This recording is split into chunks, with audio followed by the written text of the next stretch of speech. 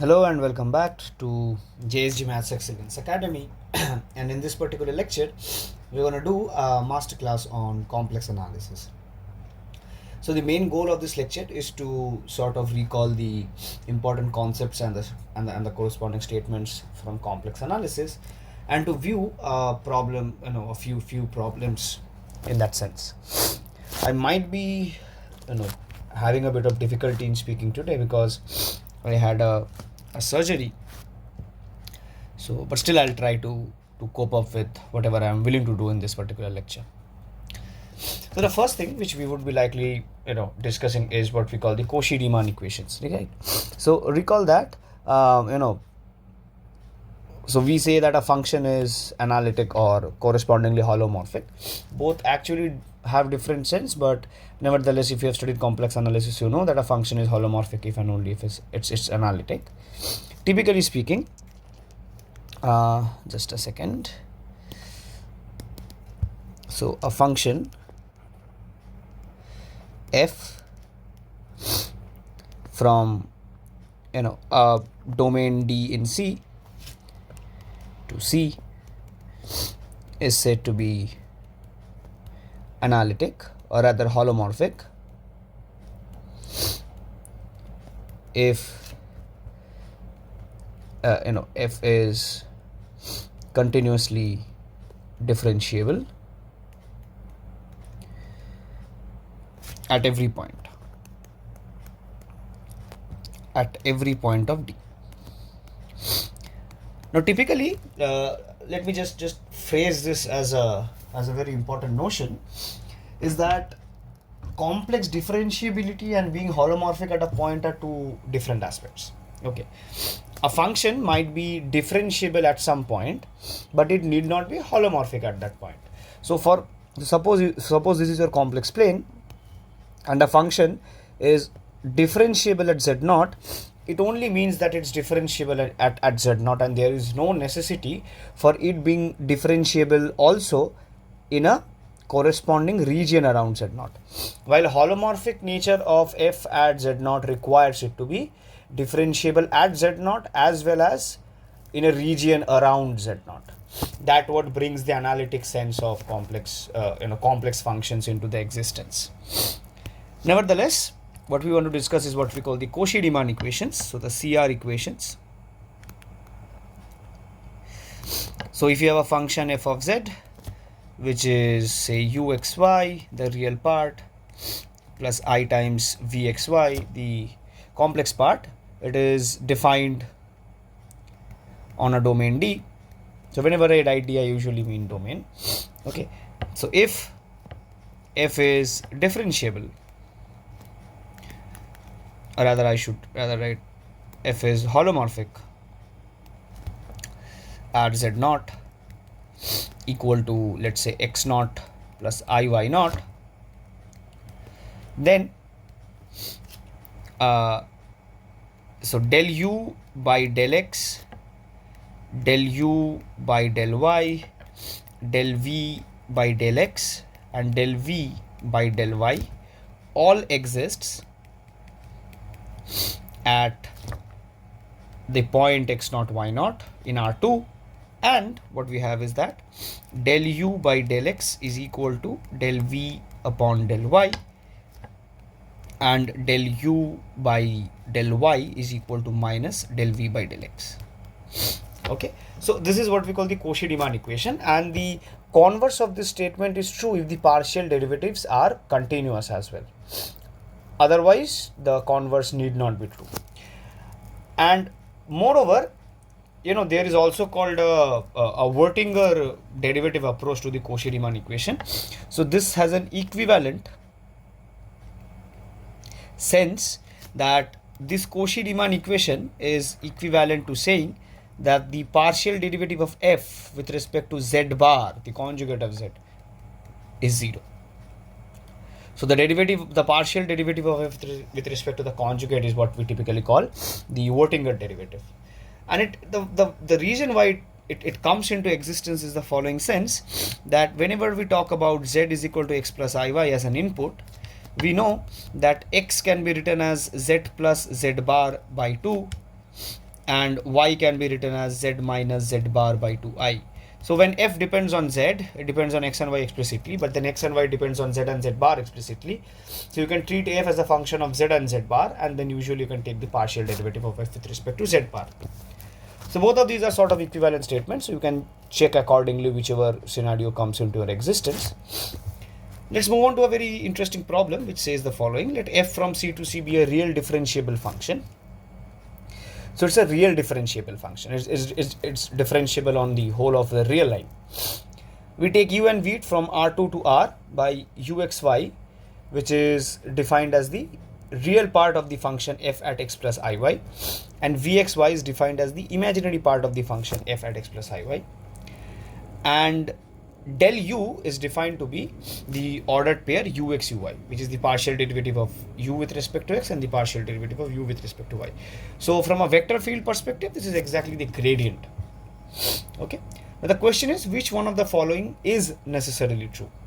So for c1, c2, the level curves u is equal to c1 and v is equal to c2 are orthogonal whenever they intersect. Fine. The gradient of u dot gradient of v is 0 at every point. If f is an entire function, then the gradient of u dot gradient of v has to be 0. And if f is entire, then the gradient of u equal times the gradient dot the gradient of v is equal to 1. Let's see this question quite carefully. Now the first thing which has come to my mind after reading the questions is that why not we first calculate what is the gradient of u times the gradient of v directly. Okay, that should be a very better approach. So observe that the gradient of u, which is given to be ux uy.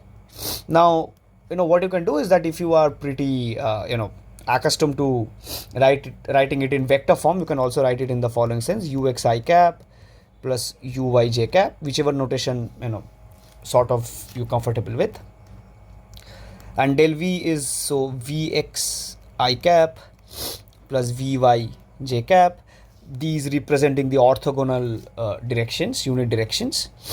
So which implies that del u dot del v, this has to be ux vx plus uy vy. Okay, fine. Now what is it saying is that if f is entire, so what does it mean that f is entire? So f is entire means that it's holomorphic. So it's differentiable on the whole of C. So once it's differentiable on the whole of C, if f is entire, then we know that ux is equal to vy and uy is equal to minus vx for every complex number z in C, because it's entire. So the CSIR equations is satisfied by the whole complex plane. And from these two, what you can check is that ux vx, it's nothing but minus uy, so it's just minus uy vy. So therefore this is 0 on C, right? So this is a very pretty easy question to answer. So what does this typically mean? So the gradient of two vectors, the dot product of the gradient of two vector fields are coming out to be 0. That typically means that these are orthogonal curves. So whenever f is holomorphic at a point, then if you take the real part of the function and the imaginary part of the function at that point, you calculate the gradient, and the gradients will come out to be orthogonal curves. That's the sort of the geometric interpretation of what we are having. So option C here is the right answer. Let us move on to the next question, or rather let us move on to the next theory.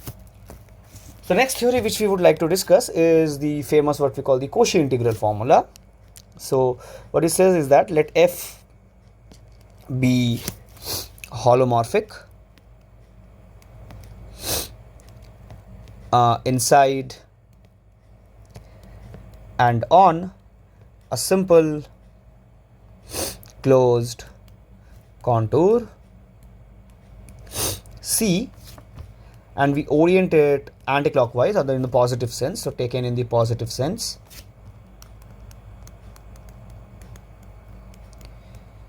Taken in the positive sense. If z0 is any point in the interior of C. So what do we typically mean by interiors of C? So the contour C, it's just a graph, so it's sort of just the boundary.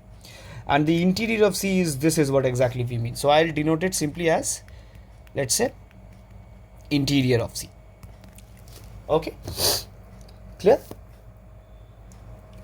Right. So then the value of the function f at z0 is exactly the integral over the contour C. Sorry, I missed something very important. 1 upon 2 pi I times the contour integral over C of the function f of z over z minus z0 dz. Okay, and this is the famous Cauchy integral formula. So what we call the CIF. And also there is an extension of the Cauchy integral formula to calculate derivatives of the function at this very point z0. Furthermore, the nth derivative of the function f at z0 is given by n factorial over 2 pi I, the contour integral of the function f of z divided by z minus z0 to the power n plus 1 dz. Okay, so these are probably the most famous formulas one usually sees when they're first introduced to complex analysis, right? Yeah, nevertheless, we're good to go. Let us move on to the next problem. So let gamma be the contour parameterized by whatever we have here. Gamma of theta is equal to 1 plus 2 e to the power I theta. Consider the integral I is equal to integral over gamma dz over z minus 2.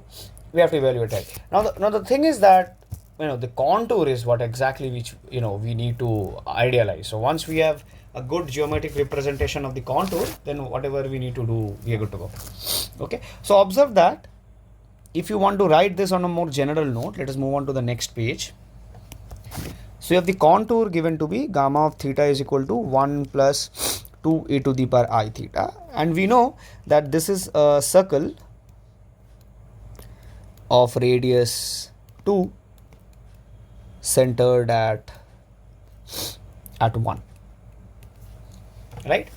So let us quickly draw this out. So you have the imaginary axis, the real axis, and then you just need to draw a circle. So let me just draw it. Okay, so I need to draw a circle of radius 2. So the circle is in some sense of this form, right? So its center is at 1 and it's of radius 2. So we have minus 1 here, we have 3 here. Okay, and the integral is given us of dz divided by z times z minus 2. Now observe that. So 2 is lying here and 0 is lying here. So both are singularities within the same region. So the first thing which we need to be careful about is to try and separate these out. So observe that what we can do is that I can write this as 1 upon 2 integral 2 over z times z minus 2 dz, and this 2 can be written as z minus 2. So now I can separate it out as integral 1 over z minus 2 minus 1 over z. So I can take the integral once more here, and then you can apply the Cauchy integral formula here once and the Cauchy integral formula here once, and then you are pretty good to go. So the Cauchy integral formula here is nothing but so it's 2 pi I, the function f evaluated at 2. Well, what is the function f? So what is in the numerator present? It's the constant function 1, right? So it's just 2 pi I. And what about this? It's just 2 pi I g of 0 again. And what is g here? It's again the constant function 1, which is 0, right? So therefore this still comes out to be 2 pi I. So the integral is just 1/2 2 pi I minus 2 pi I, which will come out to be 0. Now if you have studied Cauchy-Riemann theorem, then you know that if a function is holomorphic on a domain, or rather I should say it in the following. So the Cauchy-Riemann theorem basically says that if the integral over every closed triangle of a given function is 0, then the function usually comes out to be holomorphic. This is something which we know. I think it's not called the Cauchy-Riemann theorem. It's rather called the Morera's theorem, as far as I remember. I pretty mess up the names. If I'm wrong, you can please comment down. Okay, I forgot the name. But there is one more theorem which says that if a function is holomorphic, then the integral over every closed contour of that function within the domain has to be 0. This is exactly what I was trying to recall. But here observe that the function is actually not holomorphic on the region we are working with, but still its integral is coming out to be 0. Okay, so these are pretty things, when you usually sit for interviews, these things are what you are usually judged about. Okay, nevertheless, that's a good problem to observe. But the only difficulty here lies in just judging out the contour, nothing else. And if you know residue theorem, then the thing is that you wouldn't have to use the partial fractions here. You can directly find out the residue at 0, which you can do by taking the limit as z goes to 0, z times 1 upon z into z minus 2, which will come out to be minus 1 over 2.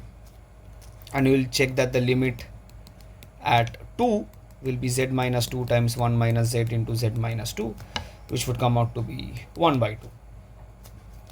And the Cauchy residue theorem, what does it basically say? That the integral of f of z is just 2 pi I times summation of the residues of the function at all its singularities.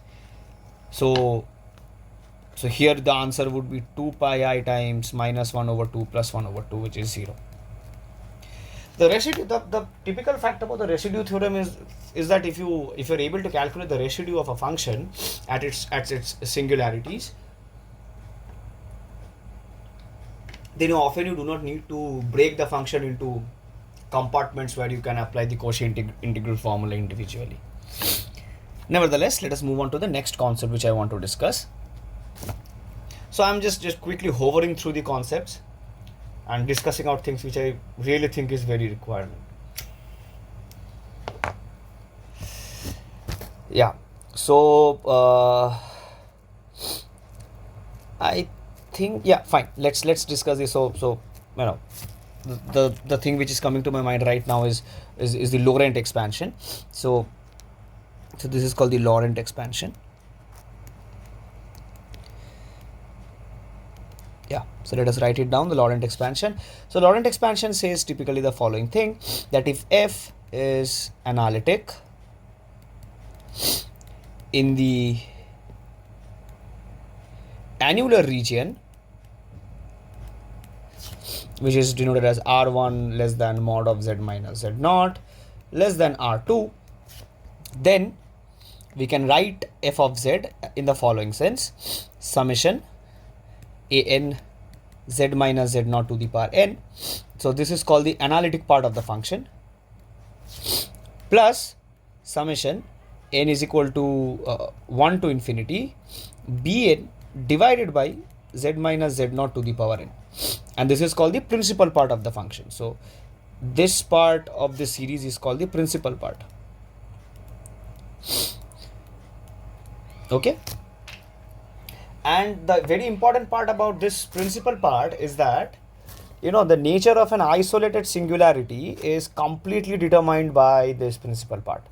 So firstly, if this principal part is absent, if this principal part is absent, then z naught is a removable singularity. But once the principal part is absent, what does it typically mean? So that is if and only if that f can be extended to a holomorphic function,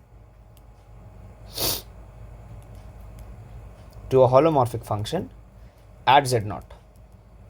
Okay. The other way of saying this is that the limit at z naught, limit z goes to z naught of f of z, will come out to be finite. It will exist and come out to be finite. Now, if the principal part is finite, that is, Bn is 0 for all but finitely many n's, then, or rather, so this is an if and only if statement again. Z naught is a pole, or an isolated pole to be very specific. Nevertheless, a pole. Okay. So, and in that case, what happens is that then, limit Z tends to Z naught, f of Z comes out to be infinity. Okay. And otherwise, number 3, which is the otherwise, Z naught is called an essential singularity. Is an essential singularity. Now I'm giving you a very important homework. I just, this problem just came into my mind. Prove that any injective entire function is a linear polynomial. So it's a very fine problem to work with. Okay, any injective entire function is a linear polynomial. So this will also help you characterize all the bi-holomorphic maps of C, rather all the what we call the automorphisms of C. Nonetheless, let's move on to the next problem. So it says the following thing, rather I think I should present some more theories rather. So I hope you guys have viewed each of these theories. So I'll remove this page, remove the contents of this page, and I'll add some more theories here, which are typically important. So obviously I won't be able to hover through all possible classifications of singularities, so on and so forth. But I'm giving you a brief hint again. Please view the Riemann's theorem of removable singularity. So it says that basically if limit Z goes to Z naught, Z minus Z naught, f of Z, it comes out to be 0, then the the point Z naught is a removable singularity. Okay. In fact, there is a very broad characterization of of removable singularities as well.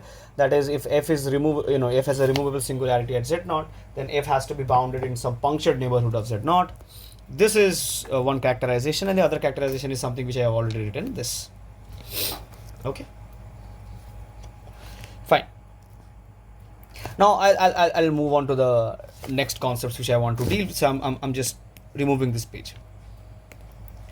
Yeah. So let us move on to the next concept which I want to talk about, which are basically two very important theorems which I want to talk about. First one is what we call the Casorati-Weierstrass theorem. So these theorems are usually not dealt with in standard CSIR NET courses, but in the recent years there's a trend of getting advanced problems and problems which requires these notions. So nowadays usually come across this theorem a lot. So it says the following, that if Z naught is an essential singularity,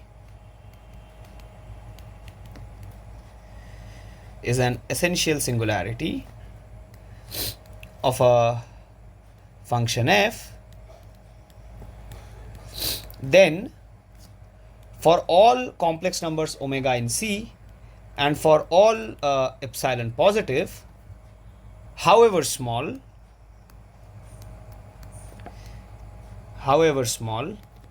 I should also mention of an analytic function. So I mentioned the notion of an analytic function for the sense that I am viewing the domain of the function except the point Z naught. In that region, I'm talking about it to be analytic. Okay. So however small you take, so what happens is that however small, then, and every punctured neighborhood 0 less than mod of Z naught less than delta, there exists some Z in the neighborhood such that f of Z is close enough to close enough to the complex number omega. So what it typically, or rather what it informally means, that the image of any punctured neighborhood, so f of rather I should say the image of any punctured neighborhood of an essential singularity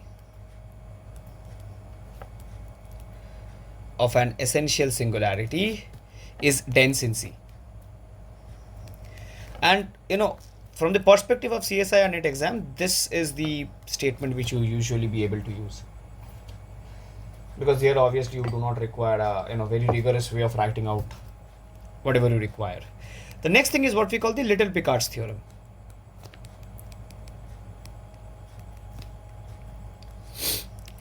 And the Little-Picard's theorem says the following thing, that if f is a non-constant entire function,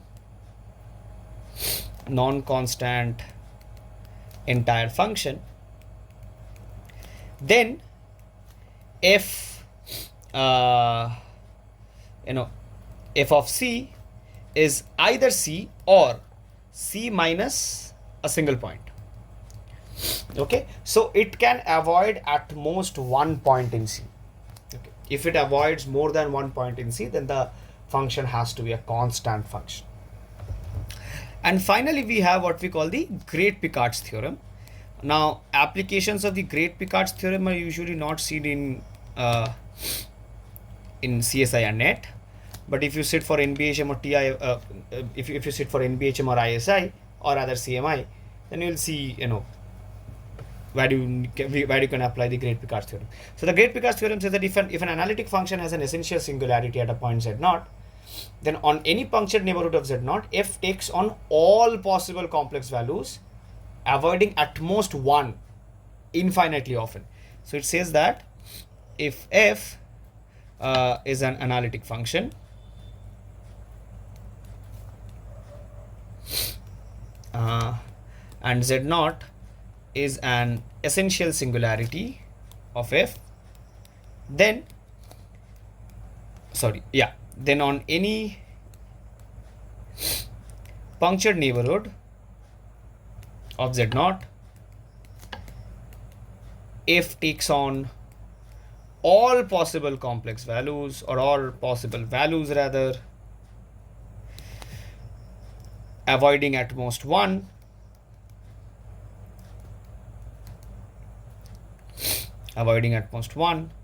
and that too infinitely often. And the proof of this is actually quite difficult to require some sense of elliptic functions and so on. So obviously we are not concerned about proofs at this point, but nevertheless these are the statements which you need to be very much concerned about. Let's move on to a question. So let f from C minus 0 to C be defined as f of z equal to e to the power z plus 1 over z. Consider the punctured unit disk. Okay, that which of the following statements are true? The first thing which you can observe from here is that f is actually analytic on the domain, and what happens at z equal to 0. So I hope you have seen the question, so I'm moving on to the solution because I have already seen the question. So f of z is given to be e to the power z plus 1 over z. Now if you just expand it out, so it's z plus 1 over z whole to the power n over n factorial, and n is greater than or equal to 0. And what you can observe is that you will get a principal part which consists of infinitely many terms, because this 1 over z term will appear infinitely often, infinitely many times. So what would that mean? That would immediately mean that z equal to 0 is an essential singularity.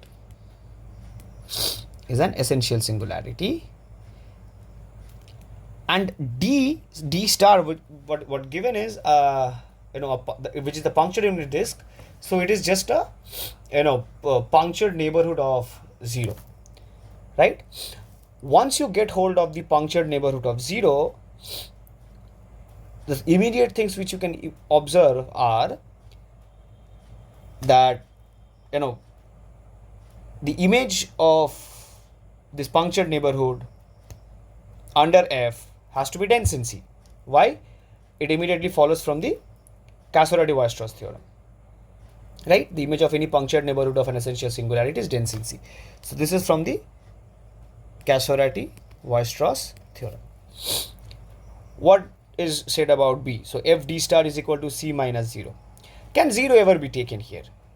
Okay. So as we have already seen is that it has to be dense in C. The only thing which we need to observe here is that whether C minus 0 is possible or not. So it will take on every possible value, right? So if I go via the Great Picard's theorem, since z equal to 0 is an essential singularity, in any punctual neighborhood it will assume every complex value infinitely often, with at most one exception.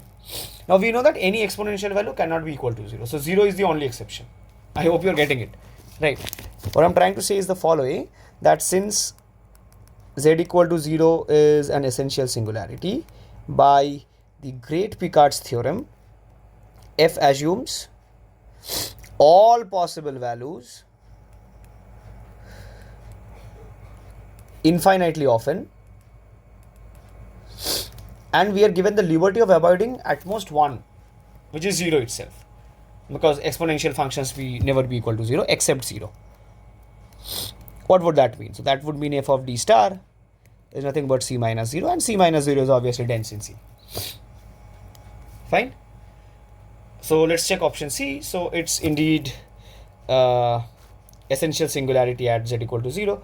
But is it a pole at z equal to infinity? Obviously z equal to infinity is not a pole.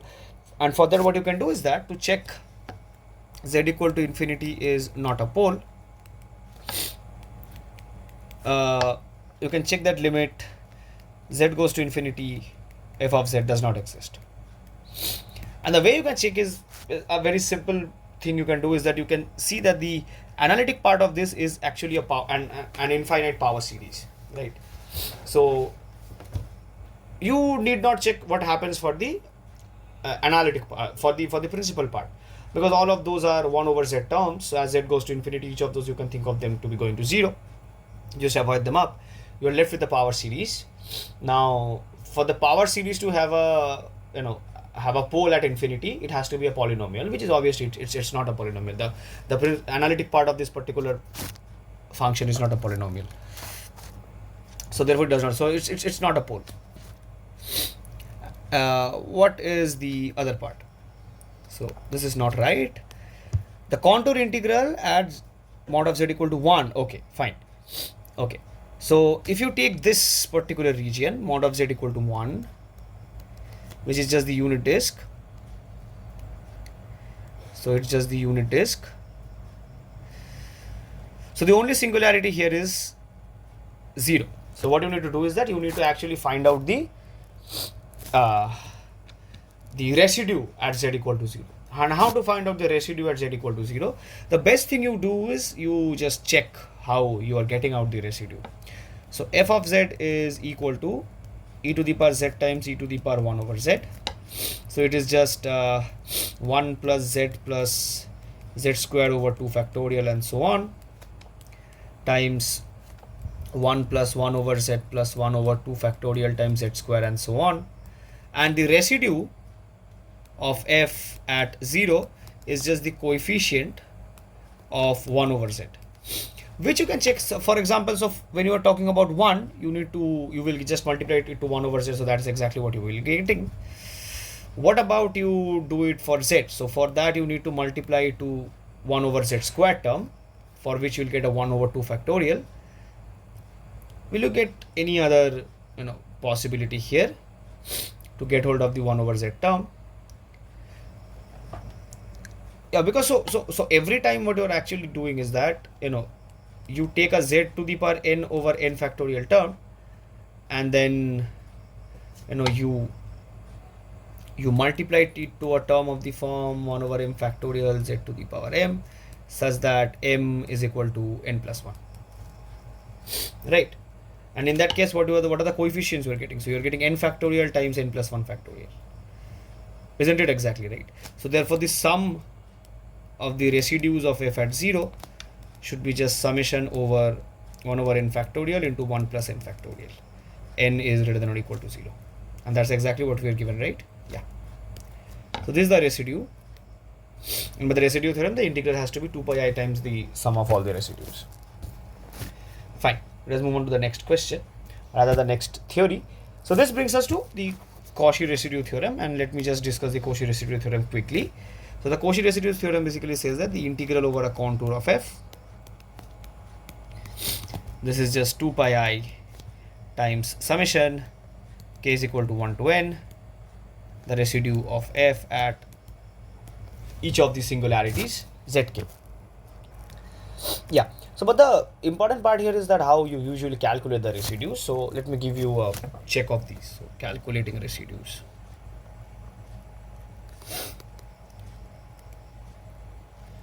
So firstly, if z equal to z naught is a simple pole, then the residue of f at z naught is simply given as limit z goes to z naught, z minus z naught times f of z. Okay, if z equal to z naught is a pole of order m. Now this is where the things get a bit complicated, rather calculative. So f at z naught, this comes out to be limit or rather 1 upon m minus 1 factorial limit z goes to z naught d m minus 1 dz m minus 1 z minus z naught to the power m f of z. Okay, is it clear? But I should be telling this to you very honestly. If you have a pole of order more than 1, the best way to calculate is that expand it into Laurent series and then take count of the coefficient of the the monomial part of the principal part of the Laurent series. Okay, if you have an essential singularity is essential, then check the coefficient of 1 over z minus z naught by expanding. Okay. Number 4 would be if you're able to write f of z as p of z over q of z, such that p of z naught is non-zero and q has a simple 0 at z naught, then the residue of f at z naught is limit z goes to z naught. So what you do is that you can do it in the following way. You can take p at evaluated at z naught divided by q prime at z naught. Since z naught is a simple 0 of q, it's not a 0 of its derivative.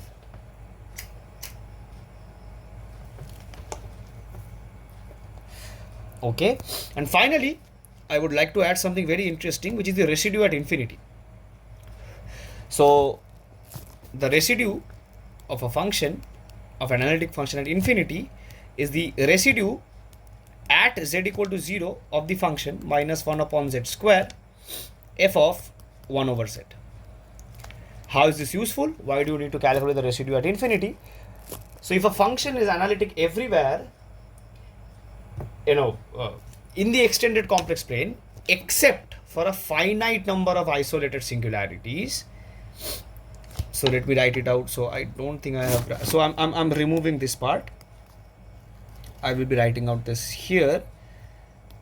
So if f is analytic everywhere in the extended complex plane C infinity, except for a finite number of isolated singularities,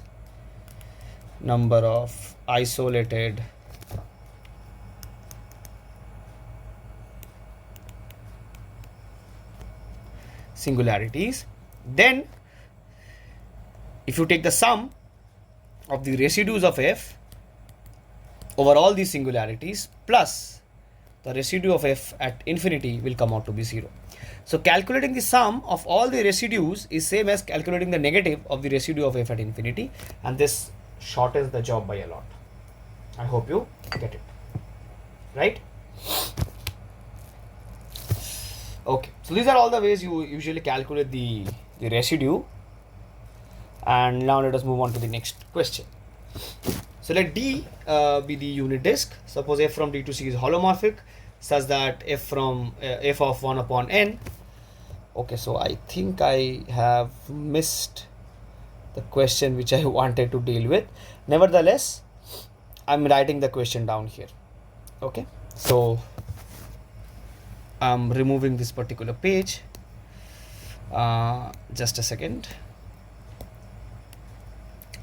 So the question is as follows. So for all integer k, pardon me because I missed it, I define ik to be the integral over the unit disk of e to the power z over z to the power k dz, and which of the following are true is what is being asked.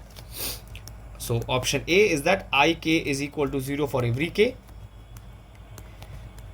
Ik is not equal to 0 if k is greater than or equal to 1.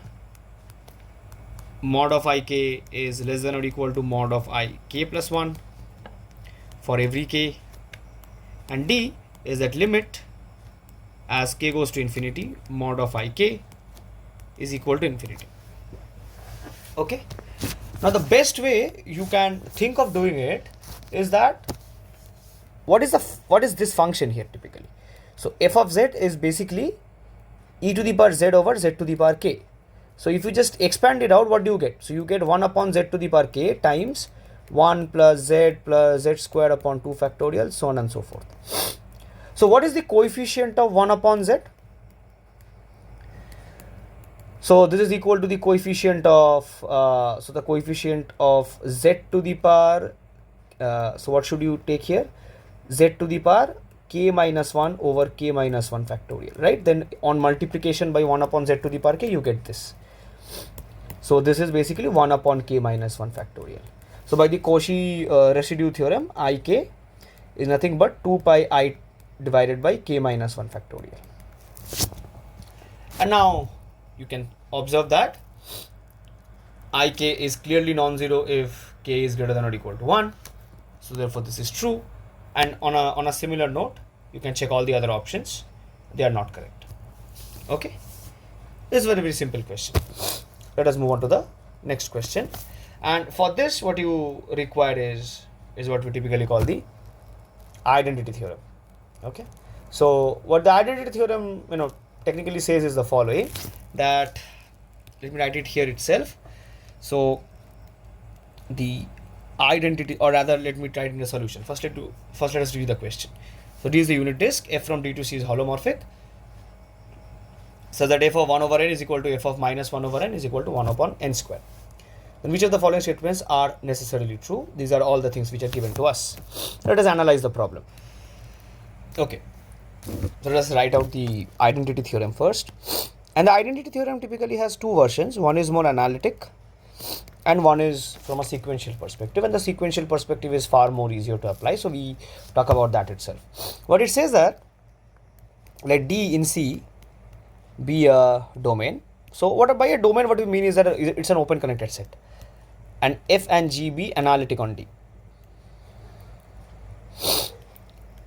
Be analytic on D. Suppose there exists a sequence, let's say Zn in D, such that f of Zn is equal to g of Zn for all n in number 1. Number 2 is that Zn converges to Z0 as n goes to infinity. And number 3 is that Z0 is inside D. Then f of Z is equal to g of Z for all Z in D. So this is exactly more or less what the identity theorem says, and it also has an analytic version attached to it, which is actually the formal part, which typically says that f of Z is equal to g of Z on a set which has an accumulation point Z0 which strictly lies inside D. So the accumulation point in itself gives rise to a sequence which gives you this statement. Now if you observe this particular thing, what you can actually do is then you can take hold of the function f of z is equal to z squared, and by the theorem you have here is, what you can observe is quite immediately that both of these are equal at 1 over n, right? So you can take the sequence zn to be 1 over n, or you can take this to be, say, g of z in order to formalize what we are doing, where g over z is actually z squared. And then what you have is that f of z is equal to, or rather f of zn is equal to g of zn for all n, and zn goes to 0 and 0 lies in D. So by the identity theorem you are done, right? What about f of minus 1 over n? It works as well. You can choose w and say minus 1 over n. Works the same, right? So these are not contradictory statements, right? And if f of z is actually is equal to z square, then what you can say about these two things? So f of 0 is equal to 0, right? F prime of 0 is also equal to 0, so it's also right. And so therefore you have option A to be correct, option D to be correct, and technically option C is also correct. And the reason is that there is, in some sense, you require what we have written here as analytic continuation, but analytic continuation is typically which we do not deal with in a standard course, and it requires a bit of discussion. So for the time being, you can I'm sort of giving you a hint that this is also correct statement.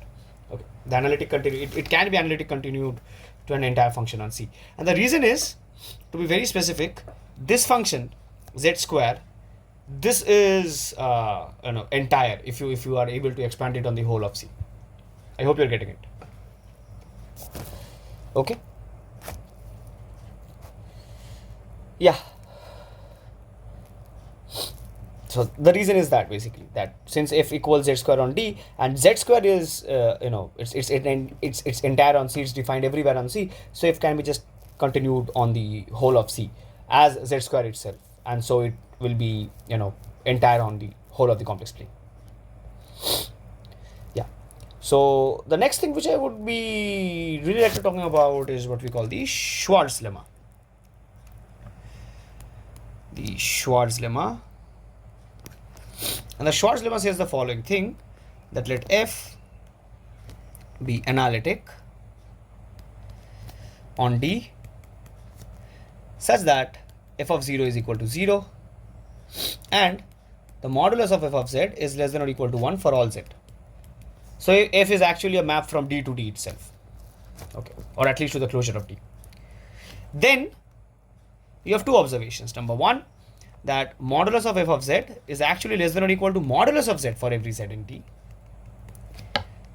Number two, the modulus of the derivative of f at 0 is less than or equal to 1.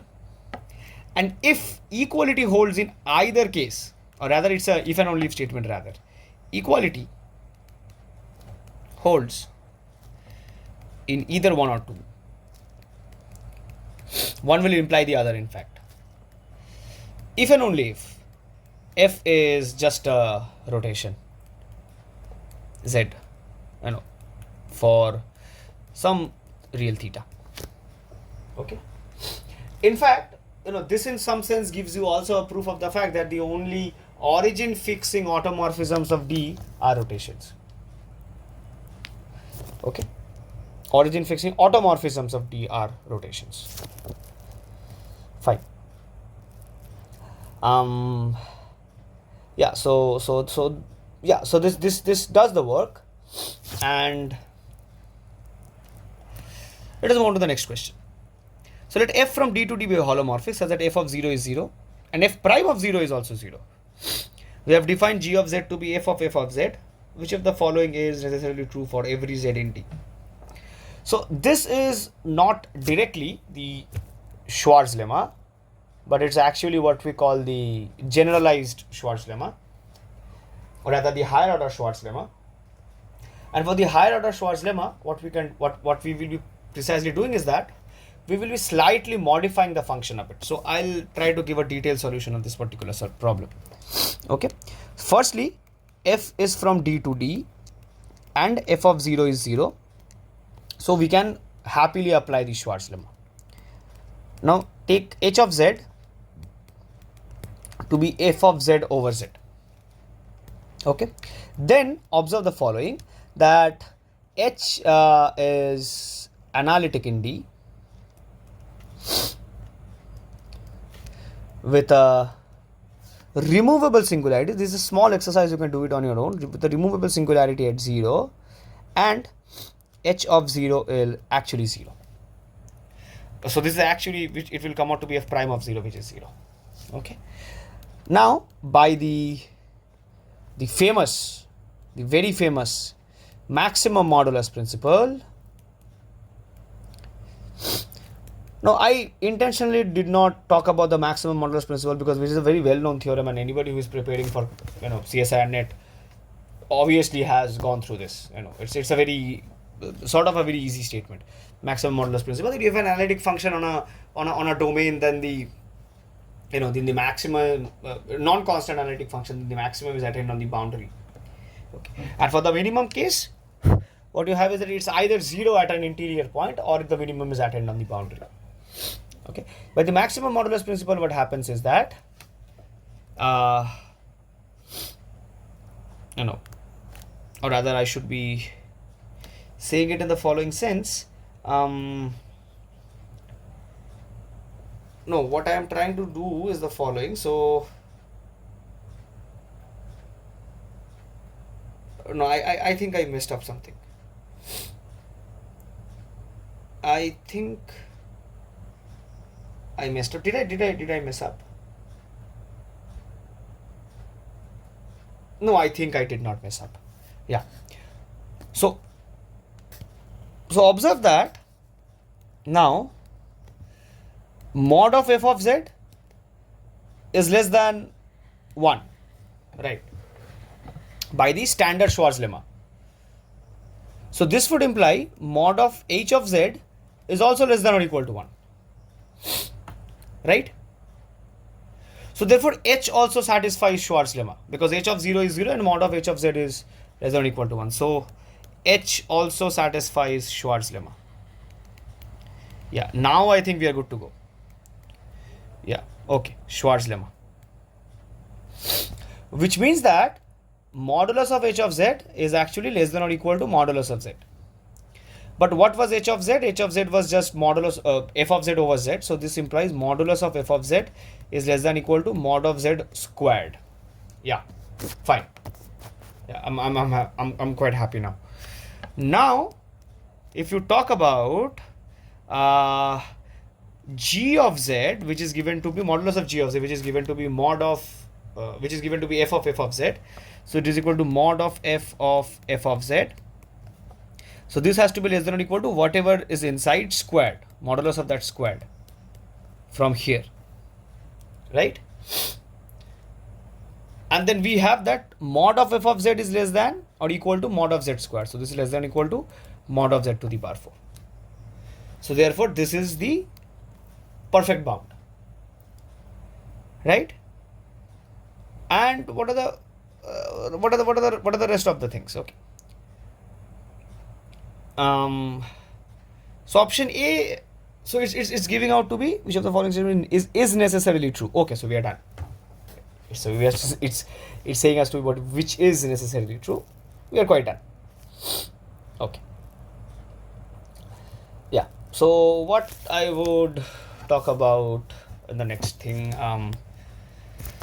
Yeah. So I would really like to add this. So please read both MMPs, maximum modulus principle and minimum modulus principle. Now I'm intentionally keeping some of the statements so that you go and actually visit your notes or your textbooks at least once before you finally jump towards the exam. The next thing which I would like to talk about is the Rouche theorem. The Rouche theorem says that if f and g are analytic, inside and on a simple closed contour C, and if mod of gz is less than mod of f of z on the boundary C, then f and f plus g have the same number of zeros inside C. Counting multiplicities, same number of zeros inside C, counting multiplicities. This is what we call the Rouche theorem. Okay, so we'll apply this to the next question. How many roots does the polynomial z to the power 100 minus 50 z to the power 30 so on and so forth have in the open disk? So what you actually do here is that you separate out this into two parts and then check out the roots. That's exactly what you do. Okay, so what you can do is that let me think of it once. Suppose I take, so you have 40 plus 6, 46 plus 1, 47 plus 1, 48. So let us choose f of z to be z to the power 100 plus 40 z to the power 10 plus 6z plus 1, and I choose g of z to be 50 minus 50z to the power 30. Then observe that mod of f of z, which is equal to mod of z to the power 100 plus 40z to the power 10 plus 6z plus 1, this is less than or equal to on the unit disk. So this is strictly less than, in fact, 1 plus 40 plus 6 plus 1, which is 48, which is strictly less than 50, which is mod of minus 50z to the power 30, which is mod of g of z. What does this imply? This implies that g and f plus g have the same number of roots inside D. So this is actually, yeah, so less than equal to, because we are actually taking it on the boundary itself, right? So yeah, so how many roots does G have? It has 30 roots, right? A single root with multiplicity 30. So you have the answer to be 30. Quite simple. Yeah. So did I do it in the same page? Okay, rather, I'm sorry. Yeah, let us move on to the next question, or rather the next formula. So this is what we, a very important formula for the power series representation. We are coming back to the power series. So suppose you have a power series an z minus z naught to the power n, then how to calculate the radius of convergence? So the radius of convergence has two primary tests. First is called the Cauchy-Riemann formula. This is actually the more general one. Cauchy-Riemann formula. The Cauchy-Riemann formula basically says that 1 upon r is the radius of convergence, is equal to lim sup as n goes to infinity of modulus of a n to the power 1 over n. And the subsequent one is what we call the D'Alembert's test. So it says that if exists, that is if the following limit exists, then this gives you the radius of convergence. So this is just limit n tends to infinity mod of a n over a n plus 1. Okay, let us see a quick application of this. See, I again messed up the question. Okay, so let me briefly give you the question. It was a very easy question. So you have, R1 is, so let me write the question here itself. R1 is given to be the radius of convergence of the series summation n squared z to the power n, and R2 is the radius of convergence of the series summation z to the power n over n square. And then you are just asked what is R1 and R2, what are the relations between R1 and R2. So if you consider this, so you can just calculate n squared over n plus 1 whole squared. What will you come get this out to be? So this is R1. You take the limit as n goes to infinity, so this will just come out to be 1. And what about this? So you just take limit as n goes to infinity, 1 upon n square over 1 upon n plus 1 whole square, which will still give you 1. So both R1 and R2 are both 1. Okay. Fine. Okay, so this is an interesting integral question, and this question is actually how you typically find out real integrals using Cauchy residue theorem. Okay, so I think you have already seen the question, so let me give you the solution of it. The solution primarily comes up in the following sense. So what you do is that, so you are to integrate the following integral, minus infinity to infinity. I am giving you the hint, I won't give you the full solution, because once I explain the hint, I think you will be able to do it. Okay, what we do is that we take hold of the function 1 upon z square plus 2z plus 2. Okay, now what are the singularities of this function? So you can easily check that the singularities of the function will simply come out to be -1 plus or minus I. Okay, now form a contour in the following sense. Form a contour in the following sense. So what you do is that so you take a point here minus r, you take a point here r, you go from minus r to r, and then what you can do, you can take it like this. Okay, and take this to be also r, and take r greater than -1 plus I. Okay, so -1 plus I will be somewhere here. Okay, so I'm talking it in the sense of modulus. Okay, so that -1 plus I is actually inside this, and -1 minus I will be somewhere here. Or rather I'm talking bullshit here. So -1 plus I, so it should be somewhere here, in fact. Nevertheless, that is not a point of concern, but you choose r in such a way that -1 plus I is strictly inside this region. And then what you do is basically you calculate the, so you take this to be c, you calculate the integral of f of z over c using residue theorem. Okay, by calculating the residue at -1 plus I, and now I'm giving you a hint, but you will see that you'll get this answer to be pi. Okay, you'll get hold of this answer to be pi, and now what you do, you observe that this integral is nothing but integrating from minus r to r, and once you integrate from minus r to r, the function is evaluated only on the real axis, plus the integral over this half contour.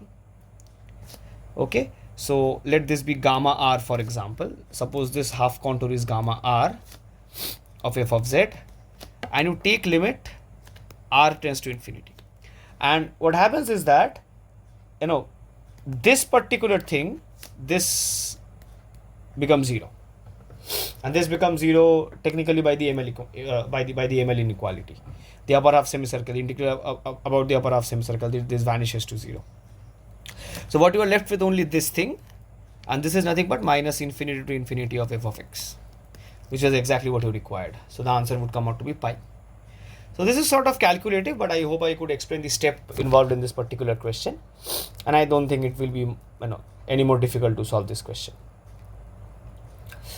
Okay, let's move on to the next concept I would like to talk about. So let me just think of it once. Yeah, okay, so I think this is a very this is sort of an easy question rather. So what I actually require here is an application of the Liouville's theorem. So what you have is mod of f of z. So let me just be a bit fast in this particular context, because these particular solutions are quite easy. Okay, so this is what you have, right? So there is something called an extended Liouville's theorem. So I'm writing this here itself, Liouville's theorem. It says that if mod of f of z is less than or equal to a times mod z to the power k plus b for some k and constants a, b, then f is a polynomial of degree at most k.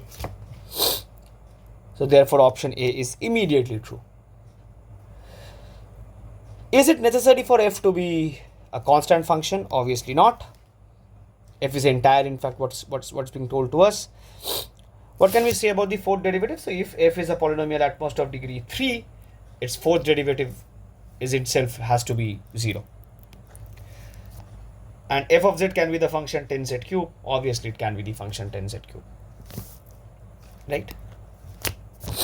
Fine. What more should I talk about? I think I've discussed enough, right? Yeah. So I think we have done a good sense of problems. Have I missed something? Okay, this is some. Okay, so these problems were converged at the end of the thing. Okay, sorry. So this is something which we already discussed. Is it something left? Okay, so it's a problem on Mobius transformation, but I think it's quite an easy problem. So this is the only problem which I'm leaving. I'm giving this as a homework. I think this is a very easy problem. Do you need any hint for this question? I don't think you need a hint for this question. So what does f do to the real axis, for example? So what is f of x? F of x is just x minus I upon x plus I, right? So if you take the mod of f of x, the mod of this is coming out to be 1. So therefore f takes the real axis onto the unit circle. It's true. F has exactly one fixed point. So it's a Mobius transformation, right? So z minus I, z plus I, if it is equal to z, what would that imply? Z squared plus I minus 1 times z plus I is equal to 0. It's a quadratic equation. And you know what's the discriminant of this quadratic equation? So it's I minus 1 whole square minus 4i, which is equal to minus 6i, which is not equal to 0. So if the discriminant is not equal to 0, it should have exactly two distinct roots, and therefore two distinct fixed points. So this is not true. Okay. And what about a and d? So typically what you can try and do is that you can actually check a test point from an exam perspective, but in fact you can try and prove this. So it actually maps the upper half plane to the open unit disk, because this is a very famous example. It's called the Cayley transform. It's an example of what we call a Cayley transform, and Cayley transform is one of the most standard Mobius transformations which maps the upper half plane to the open unit disk. Okay, and once it maps the upper half plane onto the open unit disk, it maps the lower half plane onto the outside of the open unit disk. So option T will also be correct. So you can talk, you can check more about Cayley transform on, let's say, any standard textbook. For example, you can talk about you can see Steen and Shakarchi. Or if you want me to discuss a lot about Cayley transform, then you can surely leave a comment. Then I will bring a detailed lecture on Mobius transformations, specifically Cayley transforms and the typical transformations which maps upper half planes to the lower half plane, or the upper half planes to the open unit disk, or the lower half planes to the open unit disk, and the inverses of these. One thing which you can keep in mind is the following thing: if T of z equal to az plus b over cz plus d is a Mobius transform, then the inverse of this can be quite easily calculated. This will just come out to be dz minus b upon minus cz plus a. And how do you remember this? I'm giving you a brief. This Mobius transform, it actually corresponds to the matrix A, B, C, D. And we know that the inverse of this matrix is basically 1 upon AD minus BC times, so it's D. So by definition of the Mobius transform, AD minus BC cannot be 0. Otherwise, this won't be differential holomorphic, in fact. So it's dA minus B minus C. So therefore, if you multiply it with Z1, you get this transform along with a with an extra factor of AD minus BC, which can obviously be removed. It's of no use. Okay, because it will eventually be cancelled out in some sense. Okay, because it's sort of a scaling factor, so you can just avoid it out. Okay, fine. Yeah. So what question is this? Okay, so I have only also one more question left. Okay, let's see this problem. So let f of z equal to z cube minus 1 over z cube plus 1. Consider the domain. Okay, so it's just the unit disk again. Which of the following statements is true? f of d is contained within the left half plane. Okay. Let us think what can we in some sense do. Okay, so let us see the other options. Z equal to 1 is a pole of f of z. Yeah, so what are the poles of f of z in fact? So z cube plus 1, if z cube plus 1 is equal to 0, then z is equal to minus 1 e to the power I pi by 3 e to the power minus I pi by 3. And so none of them are 1. So it's not a 1 is not a pole. The sum of the residues of f of z at all its poles is C. Okay. So what we can do is that we can check the residue at infinity. If the residue at infinity itself comes out to be 0, then we know that the sum of the residues of all the poles is 0 by whatever we have studied in terms of the residues at infinity. Okay. So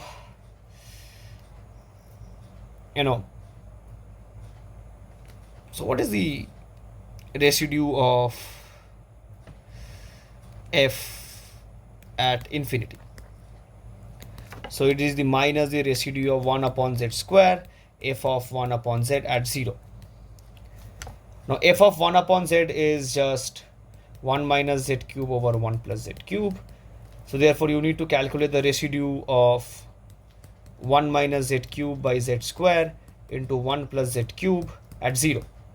And it's a good exercise to check that the coefficient of 1 upon z is actually 0. Or is it?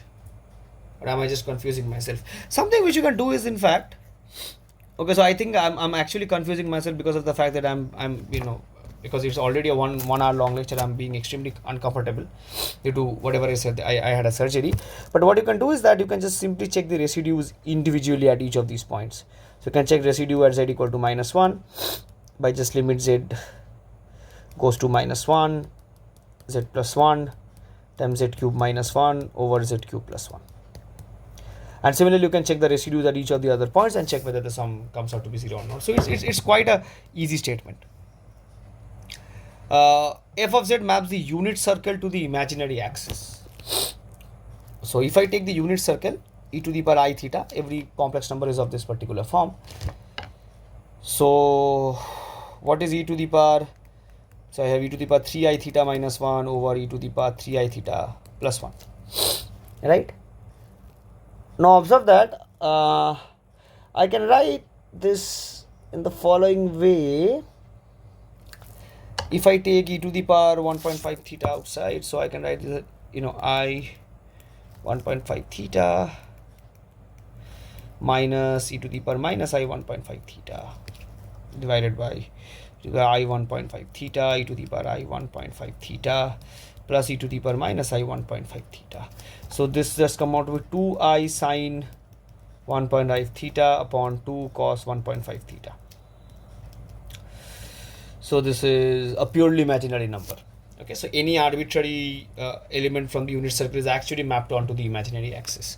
So it's actually true. And what about option A? So f of d is contained within the left half plane. Okay. So what we can again do is that, for the time being, I'm leaving this as an exercise. I'm extremely sorry for this because, I'm not being able to speak anymore. It's extremely paining on my nose. But nevertheless, you can either go via test point, or what you can do is that you can actually try and prove it. Okay, so if you take a point mod of z less than 1, so it's what this typically is called is what we call a interior mapping concept. Okay. Suppose I take z equal to 0. What happens if I take z equal to 0? So f of 0 would be just minus 1 upon 1, which is minus 1. So it's indeed in the left half plane. Okay. Okay. What about the boundary? Now the boundary is mapped onto the imaginary axis. Okay, I think I have got it. So what is happening is the following thing. You have this, and this is the left half plane. So what's happening is that you're taking the boundary the boundary is being mapped onto the imaginary axis, and if you take a point from the interior, it is being mapped here. So therefore, what happens is, so as I was saying, it's called the interior mapping concept.